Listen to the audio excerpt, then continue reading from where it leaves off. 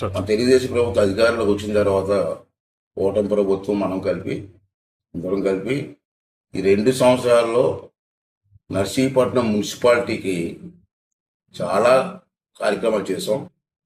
మళ్ళీ మీ అందరికీ కూడా గుర్తు చేయవలసిన అవసరం కూడా ఉంది. ఇప్పటి వరకు ఈ 2 సంవత్సరాల్లో నేను ఇచ్చిన డబ్బు మున్సిపాలిటీకి 24 కోట్లు. ఈ 24 కోట్లతో ఇప్పటి వరకు 341 కార్యక్రమాలు చేసాం. రోడ్లు కానివ్వండి, డ్రైన్స్ కానివ్వండి, లేదా బీటీ రోడ్స్ కానివ్వండి, సీసీ రోడ్స్ కానివ్వండి, 341 వర్కులు చేసాం. అది మీ అందరికి తెలుసు, మీ కళ్ళ ముందే ఉన్నాయి.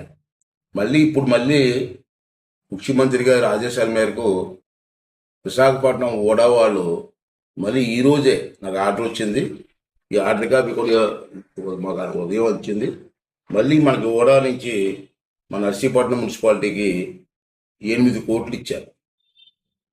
ఈ 8 కోట్లతోటి ఆల్రెడీ వర్కులు కూడా డిజైన్ చేసాం. మొత్తం 81 వర్కులు 8 కోట్లతో చేయడానికి నిర్ణయం తీసుకోవడం జరిగింది. అంచేత ఇన్ని వర్కులు ఒకేసారి ఇస్తున్నాం కాబట్టి ఆ వార్డుల్లో ఉన్నటువంటి సుమారు మన నర్సీపట్నంలో 28 వార్డులు ఉన్నాయి.